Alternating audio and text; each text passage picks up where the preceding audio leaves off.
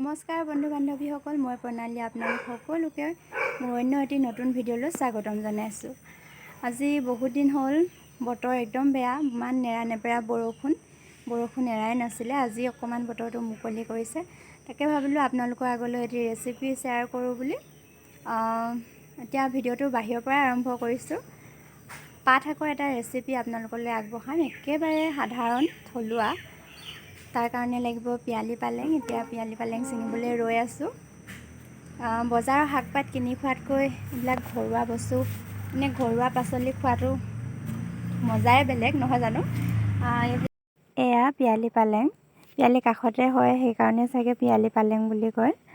আৰু বহুত দিন হ'ল একদম বৰষুণ পাই ধুনীয়া হৈ আছে, সেউজীয়া হৈ আছে। খোৱাও নাই আমি বহুত দিন হ'ল, বৰষুণৰ বতৰত খাবলৈ বেয়া যে, সেইকাৰণে খোৱা নাছিলোঁ। আজি মাছৰ লগত বনাম, মাছ, বিলাহী, আলু এনেকৈ একেবাৰে সাধাৰণভাৱে থলুৱাকৈ। মছলা মই বৰ বিশেষ ইউজ নকৰোঁ, একেবাৰে সাধাৰণকৈ বনাম। আৰু পাত শাকত ইমান মছলা খাই ভাল নালাগে। এতিয়া পটাপট ছিঙি লওঁ, তাৰপিছত আপোনালোকক দেখাম।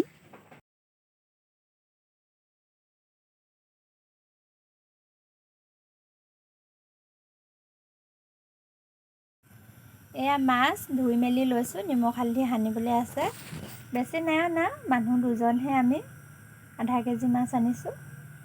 আৰু এইখিনি পিয়ালি পালেং ধুই পখালি থৈছোঁ। এয়া আলু 3টা, বিলাহী 3টা এনেকৈ লৈছোঁ। এইবোৰ আদা ৰচুন লাগিব, গুচাই আছোঁ। এতিয়া নিমখ হালধি সানি মাছখিনি প্ৰথমতে ফ্ৰাই কৰি লওঁ। মাছ হৈ গৈছে আৰু ৰঙচুৱা হ'লে কম জুইত অলপ দেৰি এনেকৈ ভাজি লৈছোঁ। এতিয়া কাঢ়ি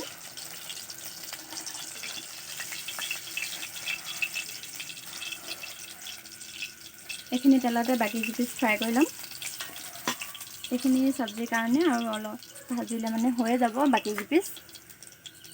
এয়া আলুখিনি আধা সিজিলে, এতিয়া দি দিম পালেং, পিয়ালি পালেংখিনি। মিহিমিহিকৈ কুটি লোৱা হৈছে।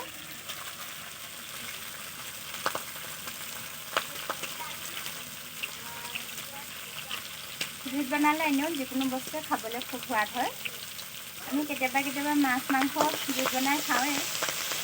আপোনালোকেও খাব যদি জুই সুবিধা থাকে। জুইত বনোৱা শাক ভাতৰ সোৱাদেই সুকীয়া। এতিয়া অলপ দেৰি ঢাকন মাৰি দিম, তাৰ পাছতহে বিলাহী দিম। তাৰপৰা এয়া বিলাহী, এটা বিলাহী আৰু কণ বিলাহী কেইটামান আছিলে, দি দিছোঁ। বৰ বেছি নাই দিয়া, এটাই দিছোঁ। কণ বিলাহী 4টামান, আৰু বেছিকৈ দিলে মানে টেঙা হৈ যাব যে। অলপ দেৰি এনেকৈ সিজি লওক গাপতে, এনেকৈ ঢাকি দিম। ইয়াৰ পাছতে আদা ৰচুনখিনিও দি দিম। অলপ দেৰি সিজি লওক, ঢাকি দিছোঁ। এয়া এনেকৈ বনালোঁ, বৰ বেছি জোল নাই কৰা। মাছ 2 পিচ দিছোঁ, 2জন মানুহ যিহেতু। এয়া হৈ গ'ল, আৰু বিলাহী মাছ বনাম আৰু খাম। এয়া ভাত বাঢ়িলোঁ, খাবলৈ হ'লে আৰু। এয়া চব্জিখিনি উচৰবাই ৰাখিছোঁ। বৰ বেছি জোল নকৰিলোঁ, ইমানকে ৰাখিছোঁ। এনেকৈ খাই ভাল লাগে, বেছি জোল হ'লেও খাই ভাল নালাগিব। মই মানে বৰ বেছি জোল হ'লে বেয়া পাওঁ। এয়া মাছ বিলাহী চিম্পুলকৈ বনাইছোঁ। এখেতে বনালে এয়া পিঁয়াজ দি, আৰু এখন মোৰ কাঁহী জলকীয়া। এয়া মাছ ফ্ৰাই, এনেকৈ আৰু বৰ বেছি বনাই নাই থকা। আৰু ৰাতি সাঁজ ইমান বেছি নকৰিলোঁ আৰু। এয়া শাকখিনি ওচৰৰ পৰা ভালকৈ দেখাই দিছোঁ। খাব, মই যে মাছ বুলি ক'লে ৰ'বই নোৱাৰোঁ। একদম মাছ খাই মই বহুত ভাল পাওঁ। মাংসতকৈ বেছি মই মাছে খাই ভাল পাওঁ। এতিয়া ভাতটো খাই লওঁ।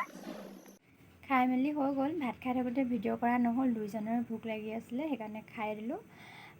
খাই বহুত বেছি ভাল লাগিল। বহুত দিন হ'ল আমিও পাত শাক খোৱা নাছিলোঁ, বৰষুণ দি আছিলে যিহেতু। আপোনালোকে যদি এনেদৰে নাই খোৱা, খাব এবাৰ, আৰু খাই মেলি মোক কমেণ্ট কৰিব কেনেকুৱা পায়। আজি ভিডিঅ'টো একদম চুটি হ'ব, দীঘল নকৰোঁ, ইয়াতে সামৰোঁ বুলি ভাবিছোঁ। যদি ভিডিঅ'টো চাই ভাল পায় তেন্তে লাইক কৰিব, কমেণ্ট কৰিব, শ্বেয়াৰ কৰিব আৰু আমাৰ চেনেলটো যদি আপোনালোকে এতিয়ালৈকে ছাবস্ক্ৰাইব কৰা নাই তেন্তে আমাৰ চেনেলটো ছাবস্ক্ৰাইব কৰি দিব। আৰু পুনৰ লগ পাম অন্য এটি নতুন ভিডিঅ'ৰ সৈতে। আজিলৈ আহিছোঁ, শুভৰাত্ৰি।